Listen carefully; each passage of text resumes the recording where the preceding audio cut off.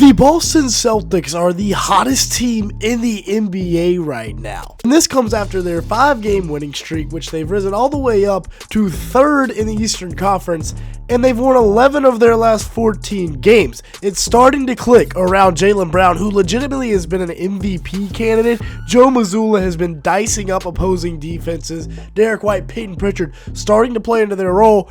And by the way, they've developed a ton of young pieces going forward. And we have to give respect to where it is due. Joe Mazzulla has done a magnificent job transforming this team without its best player. They're 16th in points per game, despite playing at the slowest pace in the league. They're also 4th in offensive rating, while ranking very high in 3-point statistics. Right here, we're just going to get a stagger on the backside for Derrick White to attack Jakob Poeltl, but they're actually not going to get it to hit, and then it's going to turn into a rescreen, once again attacking Poeltl, and that's a beautiful set. Then right here, we're going to bluff on the little ghost screen from Keita, making Jakob Poeltl step up, and instead we're going to run straight downhill, let Hauser come off the pin down, still attacking Poeltl, but this time just knock down the 3-ball. The entire night they did this. This time with the throw-aheads, the flares into the screens. I mean, watch this. They're going to set the back screen with Keita and then throw it ahead to Pritchard, and now you got 2 guys closing out. Neither one of them closes out at all, and Pritchard just throws it in between both of them and gets to a spot. Then right here, they try it again, throw it ahead to Keita for the DHO, but Pritchard's there, so the spacing's not right. So what do? They just get right back into the pick and roll, and they have Jaylen Brown, who's operating at an elite level off pick and rolls this year, and he gets right downhill, once again attacking Jakob Poeltl, which they did relentlessly last night, and it worked. Then they got to their money play here. This is supposed to be the Spain action, where Hauser's going to set a back screen for Keita, roll into the rim off the pick and roll. Instead, Poeltl plays, he cheats, essentially. So Hauser just sets a down screen while the ball screen's being set, and Jaylen Brown's going to get a wide open 3. And then the same play right here, except it kind of gets blown up. Derrick White's just going to abort, sprint out. Keita's going to get right into the open area, and he's going to get a floater out of it. It works even when it doesn't work, if that makes sense. Then same thing right here. Spain action once again. Derrick White gets downhill off the rescreen from Keita. Pritchard pops. Keita hits Pritchard's guy, but none of it matters. Derrick White settles in nicely to an open mid-range jumper. Now, Jaylen Brown is the guy that has been making this whole thing go. Another 30-ball for him last night, with 8 rebounds, 5 assists, and 2 stocks in 38 minutes. Shot 9 of 19 from the field, 3 of 4 from beyond the arc. He's having career-high seasons in assists per game with 4.9. You see him drawing the defense there and kicking to Jordan Walsh. Then on this next one, he's going to grab everybody and kick it to Derrick White. He draws 2. He knows when to make the right play. That is the playmaking ability that Jaylen Brown has. And remember, I mean, it's not like he's some old man. He's still 29.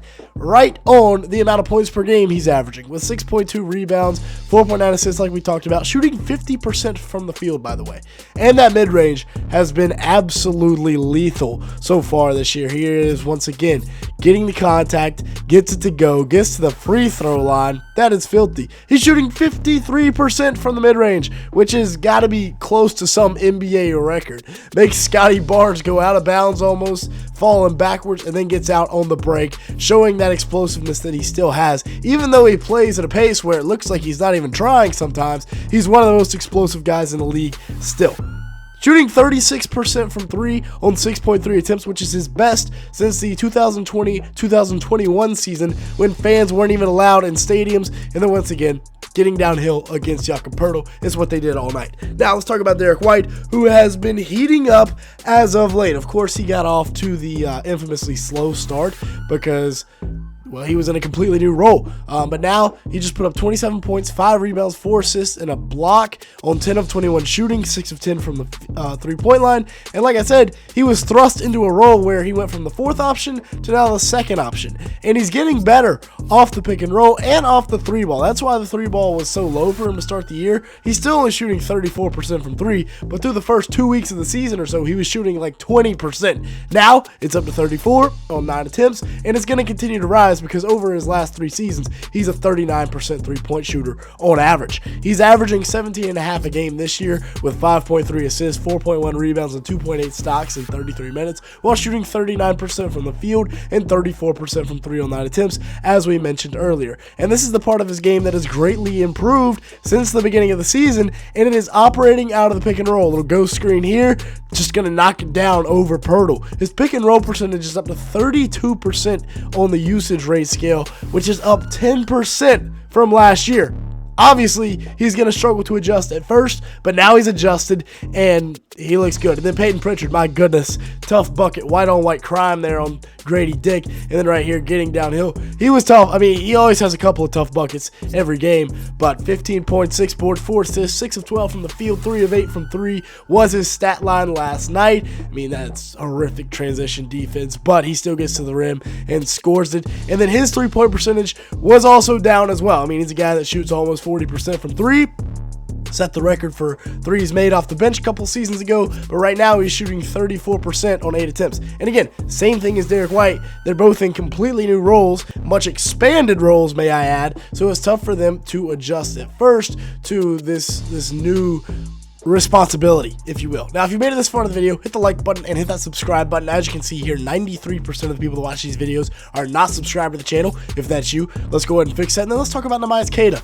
The Celtics have found, if not their starting center, their long-term backup for quite some time. And they probably will go out and get a guy that can space the floor to be their starting 5. But Queta's going to be a great backup for him. 10 points a game, 8 rebounds, 1.7 assists, 1.4 blocks. And, I mean, he's still 26. He's in what you could call his tryout season, if you will. Right here, they throw it to the open area.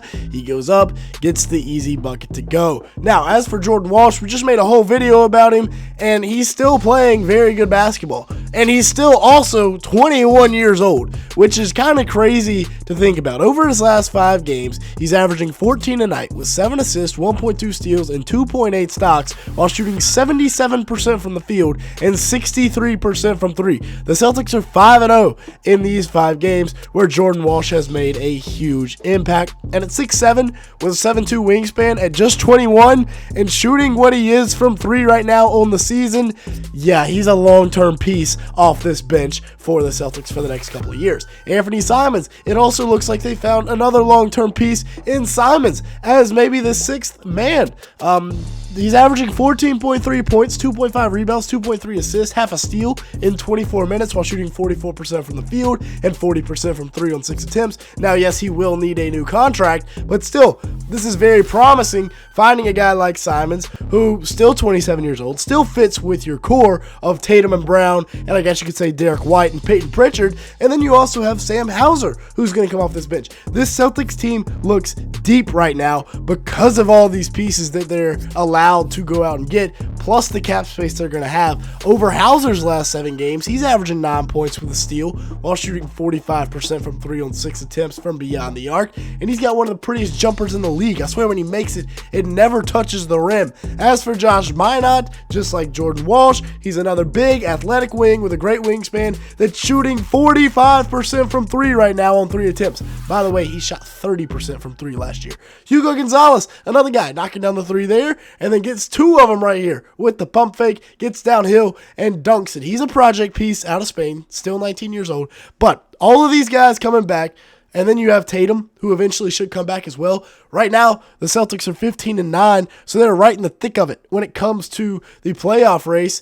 No reason for Tatum not to come back now at the end of the year, unless he is, of course, not 100%. With that being said, that's going to be it for today's video. Thanks so much for watching. Make sure to like button, leave me a comment down below, and hit that subscribe button. And with that being said, thank you so much for watching today's video.